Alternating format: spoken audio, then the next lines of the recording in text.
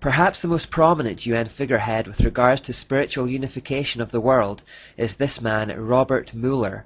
He died in 2010, but was Under-Secretary General of the UN for 40 years, and he is revered within the UN as the philosopher or prophet of hope of the United Nations.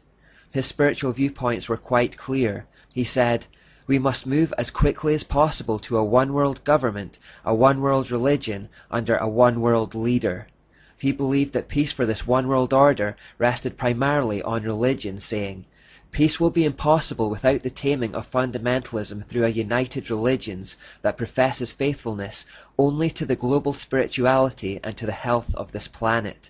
He also said, "My great personal dream is to get a tremendous alliance between all the major religions and the UN."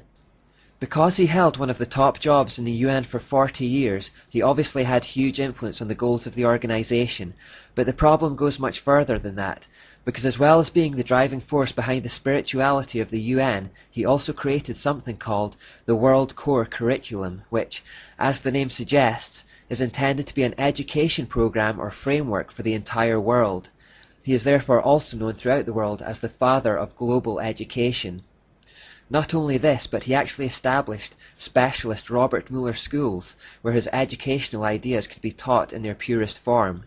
There are over 30 in existence, and more are being established each year. The World Core Curriculum earned him the UNESCO Peace Education Prize in 1989. Now, since UNESCO is just an NGO of the UN, that seems a little meaningless to give yourself an award, but anyway, following the plaudits he received from within the UN, he also drew up a framework for world media coverage, as well as a framework for planetary and cosmic consciousness, and a framework for arts and culture. Basically, these are plans for how they might dominate the information flows to influence the mindsets of the world. My focus is the World Core Curriculum because the idea was that the UN issues this document to the nations, who then use it as the framework for their own regional school curriculums. By this method, all the schools around the world would start teaching their kids the same ideas about life. The coming generations would then have the same worldview and the same attitudes for the New World Order. Robert Mueller said of it that we must steer our children toward global citizenship, earth-centered beliefs, socialist values, and the collective mindset which is becoming a requirement for the 21st century workforce. He went on to say, "A World Core Curriculum might seem utopian today. By the end of the year 2000, it will be a down-to-earth daily reality in all the schools of the world." Now, he was a little ambitious with the timescale, but the determination to see it happen hasn't gone away.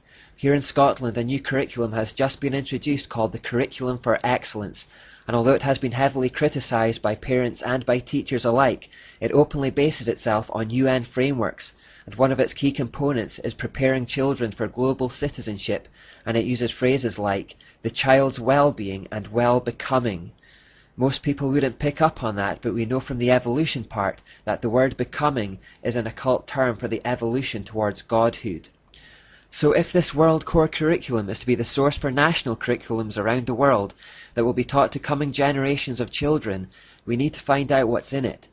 Robert Mueller wrote in the World Core Curriculum notes that the underlying philosophy upon which the Robert Mueller School is based will be found in the teachings set forth in the books of Alice A. Bailey. The school is now certified as a United Nations associated school providing education for international cooperation and peace. So this whole curriculum that is to be implemented around the world, and which is to be fed to every child on the planet to prepare them for a one-world government, rests upon the philosophies of this one woman called Alice A. Bailey. We better find out more about her.